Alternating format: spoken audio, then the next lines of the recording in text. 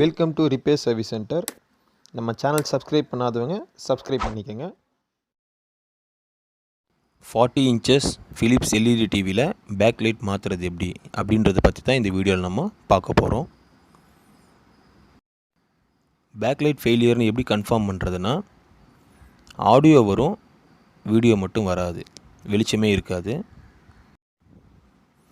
இப்போ இந்த டிவியுடைய ஃப்ரண்ட் பெசிலோட ஸ்க்ரூஸை நான் ரிமூவ் பண்ணிகிட்ருக்கேன். இப்போ பெசில் ஸ்க்ரூ ரிமூவ் பண்ணிவிட்டேன். அந்த பெசிலை ஓப்பன் பண்ணுறேன். டாப் தனியாக வந்துடும். அதை எடுத்து நம்ம ஓரமாக வச்சிடலாம். அதே மாதிரி இந்த பேனல் எடுக்கும்போது நான் எப்பவும் சொல்கிற மாதிரி ரொம்ப கேர்ஃபுல்லாக நம்ம இதை ரிமூவ் பண்ணணும்.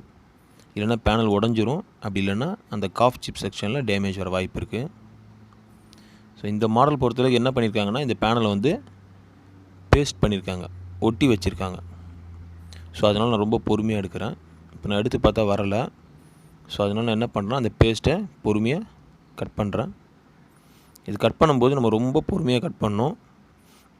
இல்லைன்னா என்ன பிரச்சனை வரும்னா, பேனலில் கீறல் விழுந்துடும். ஸோ இப்போ அசிங்கமாக இருக்கும். இப்போ நான் கட் பண்ணி ரிமூவ் பண்ணி பொறுமையாக எடுத்து வச்சுட்டேன். அதை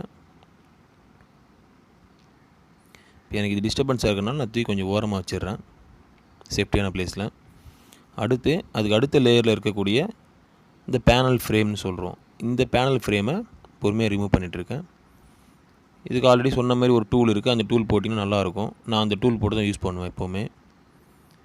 இந்த ஃப்ரேமை நம்ம ரிமூவ் பண்ணிட்டோம். அதுக்கப்புறம் அந்த ரிஃப்ளெக்டர் ஷீட்டுன்னு சொல்லக்கூடிய அந்த ஒயிட் ஷீட்டு, இது டேமேஜ் ஆகாமல் கை பொறுமையாக அந்த ஓரத்தில் கார்னரில் மட்டும் பிடிச்சு நம்ம இதை வச்சிடணும். டஸ்ட் இல்லாத இடத்த வைக்கணும், அதான் முக்கியமான விஷயம். டஸ்ட்டு பற்றக்கூடாது அதில். அதே போல் இந்த கீழே இருக்கக்கூடிய எல்இடியோடைய ரிஃப்ளெக்டர் ஷீட்டுங்க, இது நம்ம ரிமூவ் பண்ணுறோம். இந்த மாடல் பொறுத்தளவுக்கு பார்த்திங்கன்னா எல்லாமே ஒட்டி தான் வச்சுருப்பாங்க. 2 ரீசன் இருக்குது. ஒன்று பார்த்திங்கன்னா பர்ஃபெக்ஷன் அப்படின்றதுக்காகவும், நல்லா அந்த எல்இடி செக்ஷன் நல்லா அந்த லைட்டிங் கரெக்டாக இருக்கணும் அப்படின்றதுக்காக ஒட்டியிருப்பாங்க. ரெண்டாவது விஷயம் பார்த்திங்கன்னா, இது சர்வீஸ் பண்ணது கொஞ்சம் கஷ்டம் கொடுக்கணும் அப்படின்ற மாதிரியும் ஒட்டியிருக்க வாய்ப்பு இருக்குது. அதனால் இது கொஞ்சம் எடுக்கும்போது கிழிஞ்சிரும் நிறைய செட்டில். அதனால் கொஞ்சம் கேர்ஃபுல்லாக எடுக்கணும். பட் கிழிஞ்சாலும் ஒன்றும் பிரச்சனை கிடையாது. இதனால் எதுவும் பெரிய எஃபெக்ட்லாம் ஆக போகிறது கிடையாது. இதை இங்கே பேஸ்ட் பண்ணியிருக்காங்க பாருங்கள். இந்த லேயரில், இந்த ஷீட்டில் ஒரு மாதிரி எல்லோ கோடு மாதிரி தெரியுது பாருங்கள், அது பேஸ்ட் பண்ணியிருக்காங்க. இன்னொரு விஷயம் பார்த்திங்கன்னா, இந்த இதுதான் இந்த பேஸ்ட் பண்ணியிருக்க லேயர். இது இன்னொரு விஷயம் என்னென்னா, அந்த ஒரு கார்னரில் அந்த ரவுண்டோட ஒரு கருப்பாக இருக்குது பாருங்கள். இது எல்லாமே பார்த்திங்கன்னா அந்த எல்இடி ஹீட் ஆகி அந்த ஒரு மாதிரி எரிஞ்சு போகும்னு சொல்லுவாங்களா, அந்த மாதிரி தன்மை வந்திருக்கு. இப்போ இதில் பார்த்தாலே தெரியும் உங்களுக்கு, நல்லா பார்த்திங்கன்னா தெரியும். அந்த மொத்தம் 4 ஸ்டிப் மாடல் இது. இதில் டாப் 2, கீழே லாஸ்ட் 1 நல்லா ஒயிட்டாக இருக்கும். ஸ்டிப்பு பார்க்குறது இதெல்லாம் ஒயிட்டாக இருக்குது. இந்த ஸ்டிப்பு பார்த்திங்கன்னா ப்ரௌனாக இருக்குது. இதெல்லாம் ஒயிட்டாக இருக்குது பாருங்கள், இது ஒயிட்டாக இருக்குது. இந்த இந்த 3வது ஸ்டிப்பு மட்டும் பார்த்திங்கன்னா ஒரு மாதிரி எரிஞ்சு போன மாதிரி கலரே சேஞ்சஸ் ஆகிருக்கு. ஸோ என்ன ரீசன்னு பார்த்தீங்கன்னா, 2 ரீசன் இருக்குது. ஒன்று டிவி ஒரு 4-5 வருஷம் தாண்டும் பொழுது இந்தமாரி வர வாய்ப்பு இருக்குது. ரெண்டாவது பார்த்திங்கன்னா, கஸ்டமர் சைடில் கண்டினியூஸ் யூஸ் பண்ணுறாங்கன்னா இந்த மாதிரி ஆகும். ஸோ அதனால் கண்டினியூஸாக யூஸ் பண்ணால் கொஞ்சம் கேர்ஃபுல்லாக யூஸ் பண்ணுறது நல்லது. இப்போ நான் இந்த எல்இடி ஸ்டிப்பை நான் 4த்தையுமே ரிமூவ் பண்ணுறேன். ரிமூவ் பண்ணிவிட்டு அதை உங்களுக்கு காமிக்கிறேன் பாருங்கள். இப்போ கிளியராக தெரியும் உங்களுக்கு, அது பேர்ன் ஆனது க்ளீனாக தெரியும். இப்போ நான் இந்த 3 ஸ்டிப்பு ஒரு பக்கம் அடிக்கிறேன். அந்த நடுவில் உள்ளதை 3 ஸ்டிப்பு ஒரு பக்கம் எடுக்கிறேன் பாருங்கள். இந்த ஃபஸ்ட்டு 3 ஸ்டிப் பார்த்திங்கன்னா ஒயிட்டாக இருக்குது.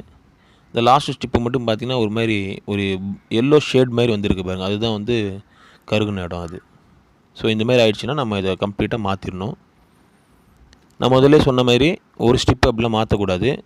ஒரு ஸ்டிப்பு ஃபெயிலியர் ஆயிருந்தாலும் நம்ம 4 தான் மாற்றணும். அப்போ தான் என்ன ஆகும்னா, திருப்பி ரிப்பீட்டாக உங்களுக்கு ஃபெயிலியர் வராது. அப்படி இல்லைன்னா ஒரு தடவை ஒரு ஸ்டிப்பு மாற்றி கொடுத்தோம் அப்படின்னா திருப்பி 15 நாள்லையோ அல்லது ஒரு மாதத்துக்குள்ளேயோ அடுத்த ஸ்டிப் 1 பை 1 ஃபெயிலியர் ஆகிட்டே இருக்கும். ஸோ அது அட்வைஸ் கிடையாது. ஸோ கம்ப்ளீட்டாக 4 ஸ்டிப்பு தான் மாற்றணும். நான் அப்படி தான் மாற்றுவேன் எப்போவுமே, எந்த செட்டாக இருந்தாலும். கஸ்டமர்ட்டையும் க்ளீனாக எக்ஸ்பிளைன் பண்ணிவிடுவேன். அதேமாரி இப்போ இந்த ஸ்டிப்பு நம்ம பண்ணும்பொழுது இது பேஸ்டிங் முக்கியமான செக்ஷன் நான் சொல்லியிருக்கேன் ஏற்கனவே. பேஸ்டிங் பொறுத்தளவுக்கு பார்த்திங்கன்னா, நம்ம கரெக்டாக பண்ணல அப்படின்னா அந்த எல்இடியுடைய ரிஃப்ளெக்ட் பார்த்திங்கன்னா சரியாக உழாது. அப்போ என்ன பிரச்சனை வரும்னா, டிவி கஸ்டமர் சைட்லேருந்து படம் பார்க்கும்போது உங்களுக்கு வந்து சில கமெண்ட்ஸ் வரும். இது போல் வந்து முன்னே இருந்த மாதிரி கிளாரிட்டி இல்லை, ஒரு மாதிரி ஷேட் அடிக்குது அப்படின்ற மாதிரி சில கமெண்ட்ஸ்லாம் சொல்லுவாங்க. ஸோ அதை நம்ம அவாய்ட் பண்ணோன்னா, கொஞ்சம் டைம் எடுத்து பொறுமையாக அந்த கரெக்டாக எந்த பிளேஸில் கரெக்டாக பேஸ்ட் பண்ணணுமோ அந்த பிளேஸில் கரெக்டாக பேஸ்டிங் பண்ணணும். பேஸ்டிங் பண்ணிவிட்டு அதை நல்லா கொஞ்சம் ப்ரெஸ் பண்ணி விடணும். நான் லாஸ்ட் வீடியோலாம் சொல்லியிருப்பேன், நிறைய வீடியோ சொல்லியிருக்கேன். ஏன் ப்ரெஸ் பண்ணி விடணும்னு பார்த்தீங்கன்னா, அந்த பேஸ்டிங் வந்து நம்ம சரியாக பேஸ்ட் பண்ணலை அப்படின்னா ஒரு 3 மாதத்துலையோ 4 மாதம் கழிச்சோ அந்த எல்இடிஸ் வந்து என்ன ஆகும்னா கீழே விழ வாய்ப்பு இருக்குது. ஸோ கீழே விழுந்துருச்சுன்னா அது திருப்பி நம்ம கழட்டி திருப்பி நம்ம ரீபேஸ்ட் பண்ணுற மாதிரி ஆகிடும். அது 2 வேலை ஆகிடும். ஸோ அந்தமாரி நம்ம வரக்கூடாது. அப்படின்னா பேஸ்டிங் வந்து நம்ம ஒழுங்காக பண்ணணும். நீட்டாக பண்ணிட்டோம் அப்படின்னா பிரச்சனையே இருக்காது கஸ்டமருக்கு. அதேமாரி பேஸ்டிங் பண்ணி நான் சொன்ன மாதிரி ஒரு 3-4 நிமிஷம் நம்ம டைம் கொடுக்குறது கொஞ்சம் நல்லது. ஏன் அதுனா பேஸ்டிங் ஷேக் ஆகாது, பிரச்சனை எதுவும் வராது, பர்ஃபெக்டாக இருக்கும். அதுக்காக நம்ம பண்ணுறோம். இப்போ நான் பேஸ்டிங் முடித்து நான் செட்டு ஆன் பண்ணி பார்க்குறேன். ஏன் இந்த கண்டிஷனில் ஆன் பண்ணுறேன்னு பார்த்தீங்கன்னா, நம்ம எல்லாம் ஃபிக்ஸ் பண்ணிவிட்டு ஆன் பண்ணாமல் ஃபிக்ஸ் பண்ணிட்டோம்னா எல்இடி ஃபெயிலியர் ஆயிருக்கா இல்லையான்னு நமக்கு தெரியாது. சப்போஸ் ஏதோ நம்ம போட்ட புது எல்இடி ஏதாவது ஃபெயிலியர் இருந்தால் கூட தொந்தரவு கொடுக்க ஆரம்பிச்சிடும். திருப்பி நம்ம கழட்டுற மாதிரி இருக்கும். அதனால நான் எப்போவுமே என்ன பண்ணுவேன்னா, எல்லா யாருக்கும் சொல்கிறது அட்வைஸ் கொடுக்குறது என்னென்னா, எல்லாம் மாற்றிட்டு எல்இடிஸை நீங்கள் போட்டு ஆன் பண்ணி பாருங்கள். இப்போ நான் ஆன் பண்ணி பார்த்துட்டேன், இப்போ ஆஃப் பண்ணிடுறேன். ஸோ என்னுடைய நான் மாற்றின எல்இடிஸ் எல்லாமே பர்ஃபெக்டாக இருக்குன்னு தெரிஞ்சிருச்சு. ஸோ திருப்பி நான் என்ன பண்ணுறேன், ரீஅசெம்பிள் எப்படி கழட்டணும் அதேமாரி பொறுமையாக நான் அதை ரீஅசெம்பிள் பண்ணுறேன்.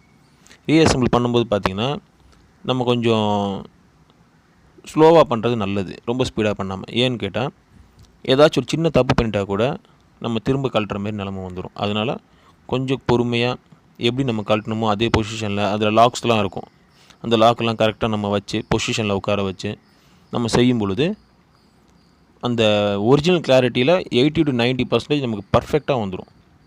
கஸ்டமர் சைட்லேருந்து எந்த கம்ப்ளைண்ட்ஸுமே வர வாய்ப்பே கிடையாது. கொஞ்சம் நீங்கள் நவுத்தி வச்சாலோ அல்லது அந்த கொஞ்சம் அந்த ரிஃப்ளெக்டர் ஷீட்டு பெண்ட் ஆகிட்டாலோ அந்த மாதிரி ஆயிடுச்சுன்னா எந்த பக்கம் பெண்ட் ஆகுதோ அந்த பக்கம் உங்களுக்கு ஒரு மாதிரி ஷேட் மாரி வர ஆரம்பிச்சிடும். ஸோ அதனால் நம்ம அது செய்யக்கூடாது, கொஞ்சம் கரெக்டாக பண்ணணும். இப்போ நான் அந்த பேனலுடைய அந்த லேயர் கிளாம்பை நான் வந்து போடுறேன். இப்போ இதையும் நம்ம வந்து பார்த்திங்கன்னா சைட் ஃபுல்லாக லாக் இருக்கும். எல்லா லாக்கையும் நம்ம பர்ஃபெக்டாக அழுத்தி விட்டுணும், கொஞ்சம் கரெக்டாக பார்த்துடணும், இல்லைன்னா பேனல் வந்து டேமேஜ் ஆகிடும். அதே போல் பேனல் ஃபிக்ஸ் பண்ணும்போது அந்த கார்னர்ஸு கரெக்டாக உட்கார வச்சு நம்ம ரொம்ப பொறுமையாக தான் இதை ஃபிக்ஸ் பண்ணணும், அவசரப்படவே கூடாது. இதுதான் முக்கியமான விஷயம். ஏன்னா இது ஒரு நிமிஷம் நம்ம அவசரப்பட்டோம்னா இது உடஞ்சிருச்சுன்னா யூஸ் இல்லாமல் போயிடும். ஸோ நான் பேனல் உட்கார வச்சுட்டேன். இப்போ இந்த பேனலுடைய டாப் பெசில் நான் ஃபிக்ஸ் பண்ணுறேன். இந்த டாப் பெசில் ஃபிக்ஸ் பண்ணும்போது கொஞ்சம் பொறுமையாக பண்ணணும். எதனால் பொறுமையாக பண்ணணுன்னா, சப்போஸ் பேனல் வந்து சரியாக கார்னர் உட்காரில் எங்கேயாச்சும் தூக்கிட்டு இருந்துச்சுன்னா உடஞ்சிரும். அதனால் கொஞ்சம் கேர் எடுத்து பொறுமையாக ஃபிக்ஸ் பண்ணணும். இப்போ நான் அதை ஃபிக்ஸ் பண்ணிவிட்டு ஸ்க்ரூஸ் பண்ணிகிட்ருக்கேன். அதே போல் நம்ம ஸ்க்ரூஸ் பண்ணும்போது ரொம்ப டிஸ்டர்ப் பண்ணாமல் பண்ணணும். சப்போஸ் நம்ம ரொம்ப டிஸ்டர்ப் பண்ணோன்னா பேனல் நவுந்துடும். அப்போ தப்பாக நம்ம வந்து ஸ்க்ரூ பண்ணிட்டோன்னா அப்போ உடைய சான்ஸ் இருக்குது. ஸோ அதனால் எல்லாம் ஸ்க்ரூஸ் ஃபிக்ஸ் பண்ணிவிட்டேன். இப்போ பொறுமையாக டிவியை திருப்பிட்டு இப்போ நம்ம என்னென்ன கழட்டினோமோ அதெல்லாம் திருப்பி நம்ம ரீஃபிக்ஸ் பண்ண போகிறோம். ஸோ அதெல்லாம் ரீஃபிக்ஸ் பண்ணிகிட்ருக்கேன். ரீஃபிக்ஸ் பண்ணும்போது நம்ம கொஞ்சம் கரெக்டாக பண்ணணும். ஏன்னா சப்போஸ் நம்ம ஏதாச்சும் ஒரு பார்ட்டை விட்டுட்டோன்னா திருப்பி நம்ம டிவி கழட்டுற மாதிரி ஆகிடும். அதனால் கொஞ்சம் பொறுமையாக எல்லா பார்ட்ஸும் போட்டோமா எல்லாம் செக் பண்ணிவிட்டு பண்ணுறது நல்லது. இப்போ நான் அந்த ஆடியோ ஸ்பீக்கர்ஸு அந்த வயர் கனெக்ஷன்ஸ் எல்லாமே நான் இப்போ கொடுத்துட்ருக்கேன். இப்போ எல்லாம் கம்ப்ளீட்டாக கொடுத்து முடிச்சுட்டேன். இப்போ பேக் டோர் நான் எல்லாம் செக் பண்ணிவிட்டேன். இப்போ பேக் டோர் நான் ஃபிக்ஸ் பண்ணுறேன். பேக் டோர் ஃபிக்ஸ் பண்ணிவிட்டு இப்போ நம்ம ஸ்க்ரூ பண்ணுறோம். ஸோ ஆல்மோஸ்ட் வந்து டிவி வந்து முடிஞ்சிருச்சு, ஃபைனல் ஸ்டேஜுக்கு வந்துருச்சு. ஸோ நம்ம எல்லா ஸ்க்ரூவும் ஃபிக்ஸ் பண்ணிட்டோம். எல்லா ஸ்க்ரூவும் முடித்தோடனே நம்ம இதை ஆன் பண்ணி பார்க்க வேண்டியது தான். ஸோ பொறுமையாக திருப்பிட்டு ஆன் பண்ணி பார்க்கணும். ஸோ இதை வந்து நம்ம ஹேண்டில் பண்ணும்போது கொஞ்சம் கேர்ஃபுல்லாக பண்ணணும். ஏன்னா இது எல்லாமே ரொம்ப சாஃப்டான மெட்டீரியல்ஸ் தான். இப்போ நான் டிவி ஆன் பண்ணிவிட்டேன். அந்த லோகோஸ் பர்ஃபெக்டாக வந்திருக்கு. சும்மா ஒரு டெமோ வீடியோஸ் வச்சு போட்டு செக் பண்ணி பார்க்கலாம். டிஸ்பிளேலாம் கரெக்டாக இருக்குது. டெமோ வீடியோஸ் போட்டுட்டேன். இப்போ இது நீங்கள் பார்க்கும்போது உங்களுக்கு தெரியும், நல்ல கிளாரிட்டி இருக்கும். கிளாரிட்டி ரொம்ப சூப்பராக இருக்குது. இந்த மாதிரி பண்ணி கொடுத்தா கஸ்டமர் ஹாப்பி ஆகிடுவாங்க. இது போல் வீடியோஸ் நம்ம ஏன் போடுறோன்னா, இது வந்து பிகினராக இருக்க ஒரு டெக்னீஷியனுக்கு சப்போர்ட்டாக இருக்குன்றக்காகவும், கஸ்டமருக்கு பேக்லைட்னால் என்னது, எப்படி செய்வாங்க அப்படின்றத ஒரு அவேர்னஸ் கொடுக்குறதுக்காக தான் இந்த வீடியோ நம்ம போடுறோம். இது சம்மந்தப்பட்ட சர்வீஸ் சப்போர்ட் ஏதாச்சும் உங்களுக்கு தேவை அப்படின்னா நீங்கள் எனக்கு கால் பண்ணுங்கள். நான் உங்களுக்கு சப்போர்ட் பண்ணுறேன். தேங்க்யூ.